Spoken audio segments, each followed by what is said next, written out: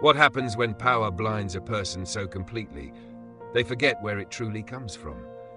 What if the applause of people becomes louder than the voice of truth? And what if one moment of pride changes everything? In the Acts of the Apostles, chapter 12, verses 20 to 25, we witness a striking and sobering moment, one that contrasts human glory with divine authority. It's a story not just about a king, but about the danger of pride when it goes unchecked. The scene begins with tension. Herod is angry, not just slightly frustrated, but deeply displeased with the people of Tyre and Sidon. These cities depended on his territory for food. That means Herod held power over their survival. So they respond carefully. They seek peace. They approach Blastus, the king's personal servant, and win his support. Then they come before Herod, asking for reconciliation. From the outside, it looks like diplomacy, but underneath, it's power being negotiated. Herod agrees to meet them, and on the appointed day, everything is prepared. This is not an ordinary meeting. This is a display, a moment designed to impress. Herod dresses in royal robes, garments that reflect status, authority, and control. According to historical accounts, these robes were made in such a way that they reflected light, creating a dazzling effect. He takes his seat on the throne, positioned above the people, elevated, visible. And then he delivers a public address. We don't hear the full speech, but we see the reaction. The people begin to shout, "This is the voice of a god, not of a man." Now stop for a moment. Think about that. This is more than flattery, more than praise. This is worship. They are attributing something divine to a human being. And here is the turning point. Herod does nothing to stop it. He doesn't correct them. He doesn't redirect the praise. He doesn't say, "No, this is not right." Instead, he accepts it. He allows the moment. He receives the glory. And in that decision, everything changes. The text says, immediately, because Herod did not give praise to God, an angel of the Lord struck him down. Immediately. No delay, no warning, no gradual consequence. One moment he is elevated, celebrated, admired, and the next, everything collapses. He is struck, not by human hands, not by political enemies, but by something beyond human power. The description is intense. He is eaten by worms and dies. It's a graphic image, but it serves a purpose. It shows the contrast from glory to decay, from praise to destruction, from power to helplessness. It's a stark reminder of how quickly things can change and how fragile human pride really is. This moment is not just about punishment, it's about truth, about the reality that no matter how powerful someone appears, they are still human, still limited, still dependent on something greater.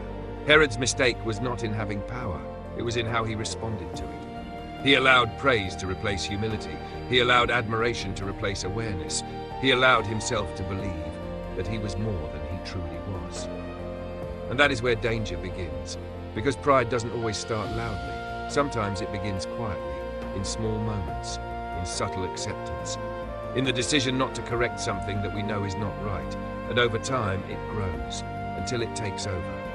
Herod's story is a warning, not just for kings, but for anyone. Because pride is not limited to position, it can exist anywhere, in success, in recognition, in influence, in moments when others look up to us. The question is, what do we do in those moments? Do we stay grounded, or do we begin to believe the praise? Do we remain aware of our limits, or do we start to see ourselves as above them? Herod chose the second path, and the result was immediate and irreversible. But the story doesn't end there, because right after this moment we read something powerful. But the word of God continued to spread and flourish. Even as a king falls, the message continues. Even as human power fades, truth moves forward. This contrast is important, because it shows where real strength lies, not in position, not in appearance, not in public approval, but in something deeper, something lasting, something that cannot be stopped by the rise or fall of individuals. Herod's reign ends, but the message grows, expands, reaches more people, touches more lives. This is the pattern we see again and again. Human authority is temporary, but truth endures. And then we see Barnabas and Saul returning from Jerusalem. They had completed their mission, bringing support during a time of need, and now they continue forward. Taking John Mark with them, the movement continues. The story moves on, because it was never dependent on one person, or one leader, or one moment. It is something bigger, something that keeps going regardless of circumstances. This entire passage invites us to reflect on how we handle recognition, on how we respond to praise, on how we see ourselves in moments of success. Because those moments can reveal more than we expect. They can show us what we truly believe about ourselves, about others, about where our strength comes from. Herod's downfall didn't happen because of a lack of power. It happened because of a lack of humility. And humility is not weakness, it's awareness, it's clarity.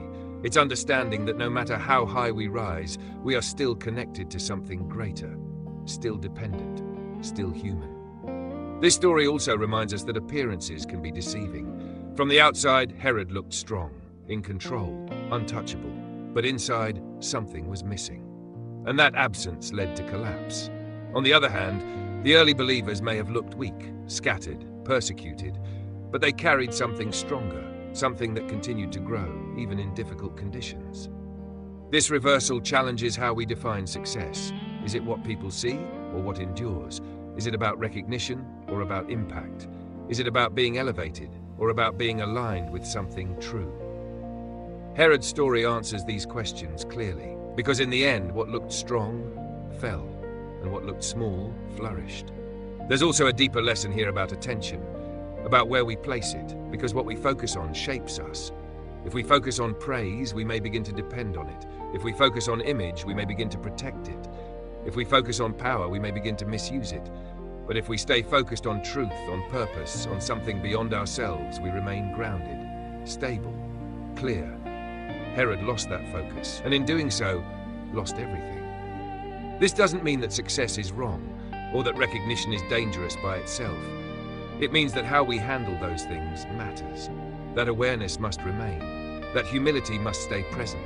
That perspective must be maintained. Because without those, even the highest position can become unstable. The image of Herod in royal robes, shining, admired, praised, is powerful. But so is the image that follows, the sudden fall, the loss of control, the reminder that no human stands above the limits of life. These two images together tell a story, a complete story, of rise and fall, of pride and consequence, of illusion and reality. And in between those moments is a choice that everyone faces, not necessarily in the same scale, but in the same principle. Will we stay aware, or will we drift? Will we remain grounded, or will we rise beyond our limits? Will we give credit where it belongs, or will we hold on to it for ourselves?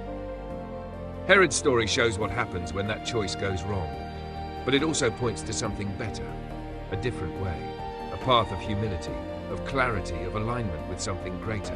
And that path leads to something lasting, something that doesn't collapse under pressure, something that continues even when circumstances change. Because in the end, it's not about how high someone rises, it's about what remains after the moment passes. Herod's moment was loud, impressive, memorable, but short. The message that followed was quiet, steady, persistent, and enduring. That contrast is the heart of this story, a reminder that not everything that shines lasts, and not everything that lasts shines immediately. Sometimes the most powerful things grow quietly, consistently, without needing recognition, and in time, they become unshakable. Thank you for watching this video. If this message gave you a new perspective or made you reflect, don't forget to like, follow the channel, and share this video so more people can explore these powerful lessons of truth, humility, and lasting impact.